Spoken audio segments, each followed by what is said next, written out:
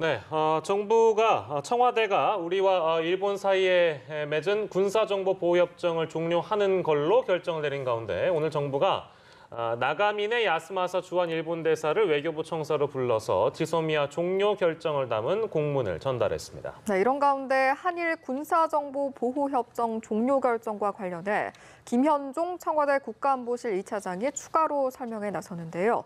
자세한 내용은 김숙현 국가안보전략연구원 대외전략연구실장과 함께 짚어보도록 하겠습니다. 어서 오십시오. 네, 안녕하세요. 예, 안녕하세요. 저희가 오늘 뉴스 시작하면서 이 나가미네 야스마사 주한 일본 대사가 외교부 청사를 갔다가 나오는 장면을 보여드렸는데 역시 아무 대답 없이 좀 굳은 표정으로 떠났습니다.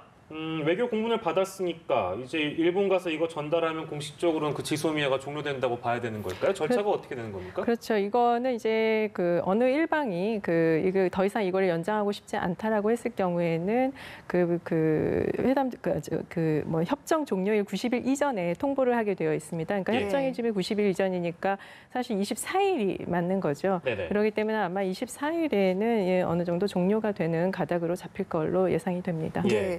앞서 이제 김현종 차장이 브리핑을 가져서 언급을 하긴 했습니다만 우리 정부가 지소미아 종료를 선택한 이유, 가장 결정적인 이유는 뭐라고 좀 진단을 하시는지요? 글쎄요, 가장 결정적인 이유는 아마 일본의 경제 보복 조치라고 사실 저는 보아집니다.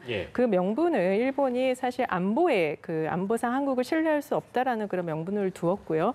이걸로 인해서 참 첨예하게 이제 갈등이 사실 있어 왔습니다. 일본이 안보상으로 한국을 신뢰할 수 없다라고 얘기했기 때문에 우리 측에서도 한일 군사정보보호협정이라고 하는 카드를 꺼내들게 되었고요. 끝까지 일본이 양보를 하지 않는 수출 규제 조치를 철회하지 않는 자세를 계속 견지하다 보니까 우리 측도 많은 검토 끝에 지소미아 한일 군사정보협정 파기에 이르게 된 걸로 보여집니다. 결론 말씀하십시오.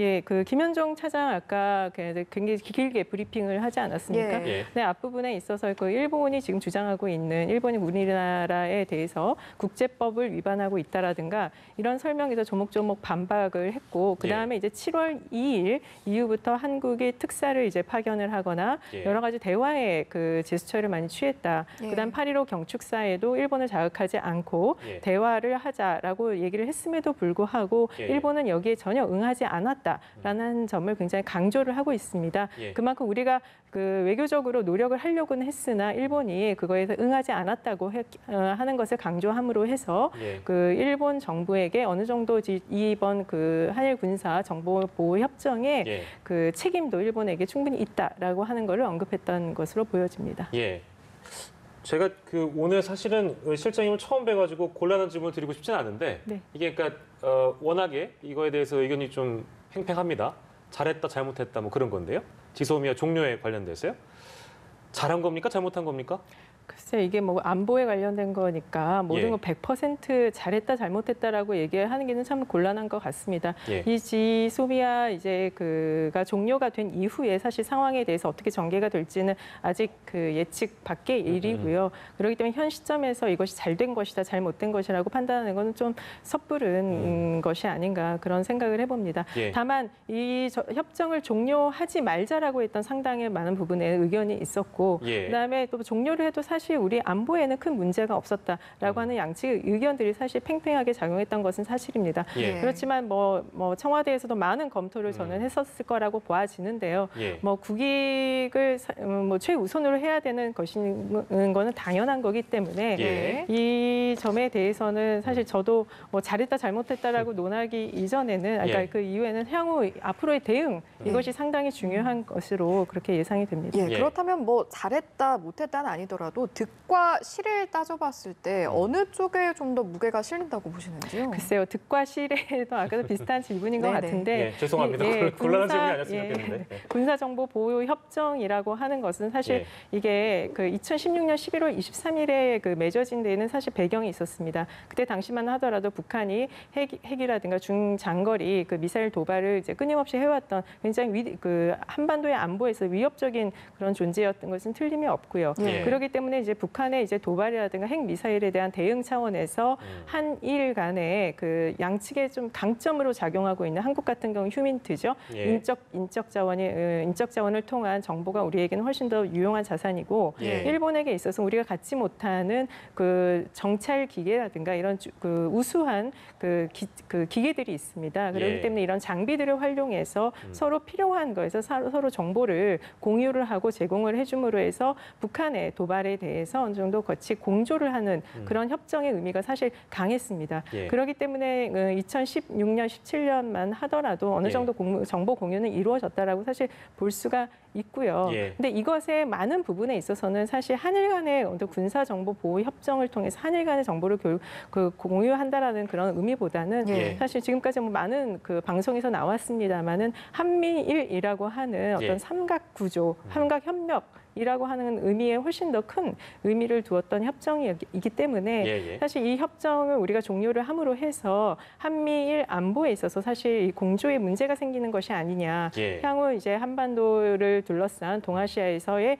지형의 그 정세 변화가 있을 것으로 많은 사람들, 그러니까 많은 전문가들은 그렇게 예측을 하고 있습니다. 예, 이게 뭐 사실은 이미 결론이 내려진 문제이긴 한데 어제가 저희 같은 시간에 분석한 바로는 전문가들께서도 또한 뭐 사실 언론에서도 분석하기를 전망하기를 연장을 할 것인데 뭐 연장을 하는 방향을 택할 것인데 정보 공유는 하지 않는다라든지 등등 뭐 제3의 방안까지 거론되고 있는 상황에서 종료 결정이 내려졌기 때문에 여러 가지로 뭐 일본 측 반응도 그렇고 국내에서도 이거에 대해서 비토를 하는 목소리가 있기 때문에 저희가 한번 찬반의 시각을 포함해서 여쭤본 것이고요.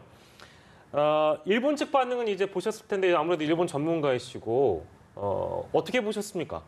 일본 측 반응은 뭐 굉장히 놀랍다라고 계속 얘기를 당혹감을 금할 수 없다라고 그렇게 언론에서는 이야기를 하고 있는데 예. 과연 그럴까라는 저는 생각 한편을 해봤습니다. 그거 왜 그렇습니까? 물론 이제 그 한국이 제가 사실 그 한미일 삼각 공조를 깬다라고 하는 것은 그렇게 쉬운 판단은 아닐 것이라고 아마 예상은 했겠습니다만은 예. 아마 그 전에 아마 2달 정도에 걸쳐서 한국이 지소미아 카드를 얘기를 했을 때에는 예. 분명 일본에게 많은 이야기를 했을 것이라고 보여집니다. 그렇기 때문에 파기까지 충분히 가능성을 아마 일본에서도 예상을 했겠지만 예. 그렇기 때문에 이제 미국의 역할이 상당히 좀 필요했었던 시점이었죠. 예. 그런데 미국의 입장에서도 봤을 때는 이건 한일 간의 대화로 해결해야 할 문제라든가 예. 이런 식으로 얘기를 했기 때문에 미국이 사실 중재할 수 있는 그런 거를 많은 역할을 하지 못했다고 보여집니다. 예. 그렇기 때문에 사실 일본이 수출 규제 철회를 하지 않는 이상 사실 그 명분이라고 하는 것이 안보상에 신뢰할 수 없다라고 하는 그게 핵심 사안이거든요. 예. 그렇기 때문에 안보상에 신뢰할 수 없다는 것을 먼저 처리하지 않았는데 예. 지소미아를 우리가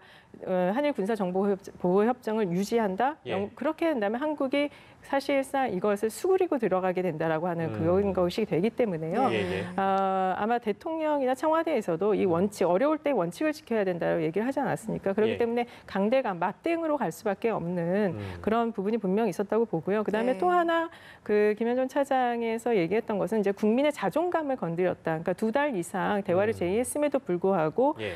거절을 했다라고 하는 것은 그만큼 우리나라를 무시했다라고 예. 하는 그런 것을 또 이야기를 했고요. 예. 그렇기 때문에 명분과 실리, 그다음에 이제 국민의 자존감을 살리는 이런 예. 선택이었다라고 얘기를 했습니다. 그다음에 이제 또 한 가지는 이제 국민의 여론을 굉장히 그 많은 것을 수렴을 했다라는 것을 또 강조를 하지요. 예. 그렇기 때문에 청와대만의 그런 판단이 아니라 종합적으로 봤을 때 국민의 의견이기도 했다라는 점을 강조하고 있는 것 같습니다. 예. 예. 언급을 이제 조금 전에 해주셨습니다만 결국에는 이제 이번 사안이 촉발된 이유는 안보상의 이유로 일본이 규제 조치를 하면서 지금 이런 상황이 된 건데 혹시나 이제 규제라고 하는 것을 더할 가능성, 추가 보복 조치를 할 가능성은 어느 정도라고 보시는지요? 그렇죠. 지금 사실 양측 한국도 그렇고 일본도 그렇고 전혀 지금 그 뭐라 그럴까요? 이게 좀 그 대화를 하기엔 좀 어려운 국면으로 좀 가고 있는 것 같아서 좀 예. 안타깝기는 하는데요. 예. 그러니까 28일 날 사실 그 일본이 얘기한 이제 화이트 국가군에서 한국을 제외하는 것이 이제 실행을 하게 됩니다. 예. 그렇기 때문에 그렇게 되면 다양한 많은 품목에 있어서의 아마 그 규제를 검토를 강화하는 그런 이제 추세로 가게 될 것 같습니다. 지금 이제 주요 수출 3개 품목에 대해서만 하고는 있습니다만은 예. 아마 더 확장되는 그 추세로 아마 가게 될 걸로 예상. 예상이 되고요. 예. 그다음에 이제 그 이전에 일본이 경제 보복 조치로 많은 이야기를 했었을 때에 예. 그 중에 하나가 이제 예를 들어 비자 문제 제한이라든가 예. 이런 것들이 몇 가지가 있습니다. 그렇기 네. 때문에 아마 이런 점들도 아마 좀 검토를 하지 않을까 그렇게 생각은 하는데요. 우선 아마 그 28일 날 그 시행하게 예정이 이제 화이트 국가군 리스트에서 이제 제외하면서 예. 그 리스트를 좀 더 검사를 그러니까 그 강화하는 그런 조치로 이어지지 않을까 이렇게 생각이 듭니다. 지금 말씀하신 대로 28일에 그 백색 국가 배제 조치를 시행하는 것은 어떻게 보면 예정된 예정된 사안이죠. 사안이었고 일본도 그 부분은 뭐 당연히 어떤 액션 플랜 중에 하나에 당연히 놓아 있었던 것 중에 하나라고 보입니다. 그렇다면 이제 플러스 알파가 무엇이냐라는 부분인데 방금 얘기해 주신 바에 따르면 뭐 비자 면제라는 부분, 비자를 더 이제 규제를 강화하는 규제한다는 거죠. 부분. 예. 그 부분인데 이거는 현실성이 높을까요? 왜냐하면 지금 우리가 국민들 스스로 일본 불매 운동 중에 가장 두드러지고 있는 것이 여행을 가지 않는 여행 자제를 하는 부분인데 일본 소도시를 중심으로 굉장히 많은 큰 피해를 보고 있다는 보도는 이미 많이 나왔습니다. 그렇다면 사실 일본 입장에서 비자를 제한하거나 이런 조치를 취한다는 것은 이거는 제사를 깎아먹는 방침 중에 하나라고 보는데 그게 가능할까요? 그게 이제 그 제가 좀 설명이 부족했는지 모르겠습니다만 관광 비자가 아니고요. 일본에 이제 체류하고 있는 전문가들 이제 비자죠. 소위 말하는 이제 취업 비자로 이제 일하고 있는 그런 것도 사람들의 이제 비자를 갖다가 예를 들면은 취업 비자가 그 한 1년짜리를 갖다가 이제 좀 더 그러니까 1년짜리를 갖다가 3개월로 줄일 수가 있고요. 그다음 3년짜리 1년으로 줄일 수 있고 그러면서 굉장히 이제 서류상으로 좀 번거로움을 줄 수 있는 그런 규제들이 상당히 많이 있습니다. 그렇기 때문에 아마 이런 조치도 이어질 가능성도 있고요. 그러니까 우리가 예상하지 못했던 그리고 많은 물론 지금까지 그 수출 규제 조치 이후에 많은 그 경제 보복들을 예상한 시나리오들이 있었습니다. 그 시나리오들 중에 일본의 입맛에 맞게끔 하나씩 해나가는 그런 방향으로 가지 않을까 카드들이 그럼 많다는 말씀이신데 만약에 그 지금 이제 거론되고 있는 게 아까 지금 일본 현지에 있는 체류하고 있는 한국인들에 관련된 비자를 제한하는 조치, 그거를 우리 어떤 정부도 예상을 당연히 어떤 카드를 예상해 두고 방침을 세워야 될 텐데 만약에 그렇게 하면 우리가 할 수 있는 대책은 뭐가 있습니까?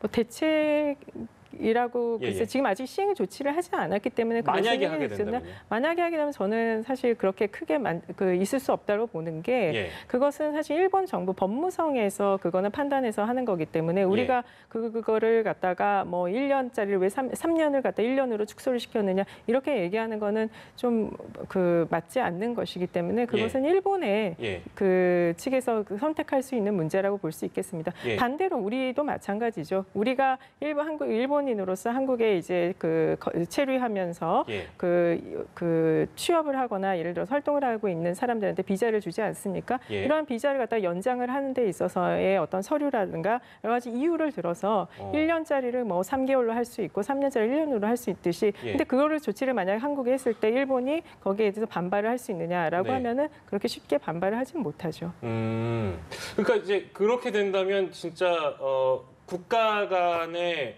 대화의 끈을 아예 놓아버리는 상황까지 나아갈 수도 있겠네요. 물론 지금도 대화할 만한 분위기는 아니라고 생각이 듭니다만 그런 식의 조치를 만약 일본 측에 취한다면 소위 맞불을 놓는다든지 그런 방침을 또한 한국이 취하면 이건 양국 간의 갈등이 더 어떤 갈등의 골이 깊어지는 상황이 되는 거잖아요.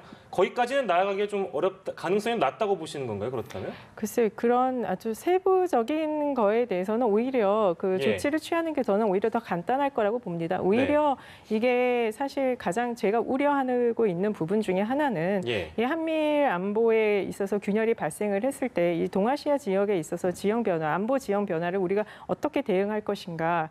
그다음에 이제 북한이 지금 단거리 미사일 발사를 하고 있지 않습니까? 물론 그건 진짜 한미 군사 훈련이라고 하는 거에서 명분 때문에 하고 있다라고 우리가 이제 판단을 하고는 있습니다만은 이것이 이후에도 지속이 되었을 경우에는 과연 이거를 갖다가 우리가 지금 뭐 김현종 차장께서는 한미 동맹으로도 충분히 그 긴밀한 협력을 할 수 있다라고 이제 언급은 했지만 그 이후에 이제 나타날 수 있는 다양한 시나리오에 대해서도 우리가 좀 더 보다 적극적으로 해서 면밀하게 검토를 해야 할 필요는 있을 것 같습니다.